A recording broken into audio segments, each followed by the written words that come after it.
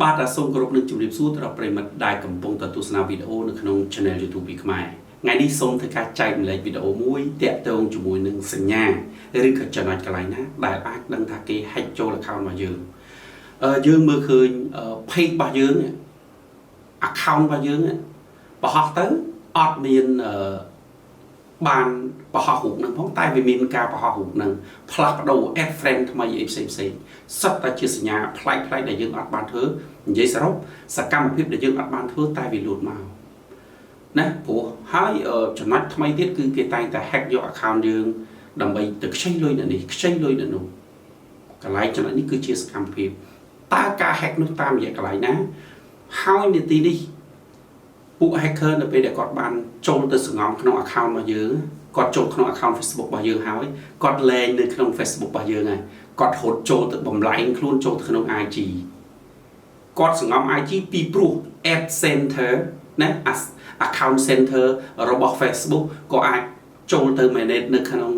IG account center របស់ IG ក៏អាច check នៅក្នុង account Facebook បានដូចគ្នាកន្លែងនេះគឺជាចំណុចមួយដែលយើងមានការប្រុងប្រយ័ត្នឥឡូវខ្ញុំសូមបង្ហាញវីដេអូជាក់ស្ដែងតែម្ដងទៅចូលត្រង់ណាមើលបែបណាណា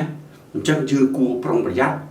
ដូចខ្ញុំបានវីដេអូកន្លងហើយខ្ញុំបានបញ្ជាក់ថាគួរតែព្យាយាមបំបែកផ្ដាច់account IG រវាងFacebook ឲ្យវាមាន username and password ផ្សេងគ្នាទៅប៉ុន្តែយើងអាច connect វាបានឥឡូវចូលទៅមើលវីដេអូតែម្ដងតាដែលជា account មួយដែលកំពុងមានបញ្ហាដែលគេទៅសង្ងំនៅក្នុង IG តើវាចេញបែបម៉េចនេះគឺជា account center ដែលយើងចូលមក password and security ចូលមកដល់ចំណុច where you are logged in កន្លែងនេះយើងសូមចុចមកកន្លែង PC នេះអញ្ចឹងនៅពេលដែលយើងចុចមកកន្លែងចំណុចនេះយើងឃើញតែ computer មួយទេដែលបាន log ចូល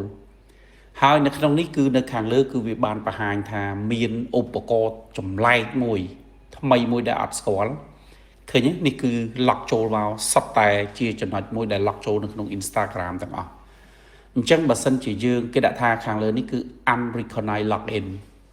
ការ log ចូលទៅក្នុង account Instagram ណាដែលយើងអត់ស្គាល់ថា device ហ្នឹងគឺជារបស់អ្នកណាអញ្ចឹងនេះគឺជាចំណុចមួយដែលមិត្តភ័ក្តិបងប្អូនទាំងអស់គ្នាត្រូវមានការកត់ចំណាំថា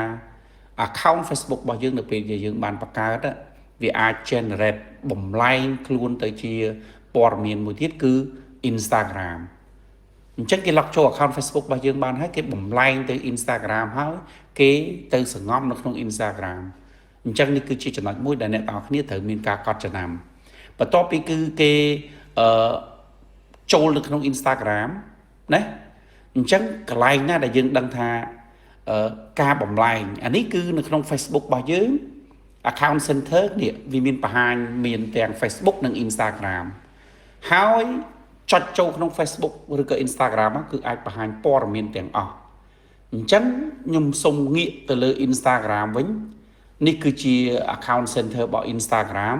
នៅពេលដែលយើងចុចចូលក្នុង Ad Center មកគឺមានទាំង Instagram និង Facebook នេះជាចំណុចមួយដែលយើងត្រូវប្រុងប្រយ័ត្នឲ្យមែនទែននេះគឺជាចំណុចមួយដែលបង្ហាញថាមាន device ឧបករណ៍ថ្មីប្លែកដែលយើងអត់ដឹងសោះមានគេ log ចូលនៅក្នុង account IG យើងឬក៏នៅក្នុង account TikTok នៅក្នុង account Facebook របស់យើង account Facebook របស់យើង check មើលទៅអត់ឃើញមានតែនៅពេលដែលយើងចូលមើល IG ស្រាប់មានសាច់រឿងមួយនេះអ្នកគួរតែចូលទៅពិនិត្យព្រោះជាក់ស្ដែងមែនតើបញ្ហាបែបនេះមានកន្លងច្រើនមកគឺពួកគេបានទៅសង្ងំនៅក្នុង IG ព្រោះ IG អាចមាន account center របស់ Facebook វាអាចធ្វើការងារនៅលើនោះបានអញ្ចឹងមានមិត្តភ័ក្តិមួយចំនួនគាត់បាននិយាយថាអើយ account Facebook ខ្ញុំគ្មានអីសំខាន់ទេ hack យកអីយកទៅមកពីអត់ទាន់ដឹងឆាតទៅមិត្តភ័ក្តិរបស់អ្នកឆាតទៅបងប្អូនរបស់អ្នកខ្ចីលុយរបស់អ្នកមានរឿងរាវកន្លងនេះគឺវាមានច្រើនហើយចំណុចមួយនេះក៏សូមរំលឹកទៅដល់មិត្តភ័ក្តិបងប្អូនដែលកំពុងតែធ្វើអាជីវកម្មតាមអនឡាញគួររក្សា account Facebook របស់យើងឲ្យបានល្អព្រោះនៅពេលដែលមានបញ្ហាទៅវាមានចំណុចអវិជ្ជមានច្រើនកើតឡើងដល់យើងបាទអញ្ចឹងនេះគឺជាចំណុចមួយដែលធ្វើឲ្យអ្នកទាំងអស់គ្នាគេហៅថាជាចំណុចមួយដែលអាចធ្វើឲ្យអ្នកទាំងអស់គ្នាដឹងជួយចែកលេខគ្នាផងហើយចូលក្រោយសូម subscribe channel YouTube ពីខ្មែរផងបាទសូមអរគុណ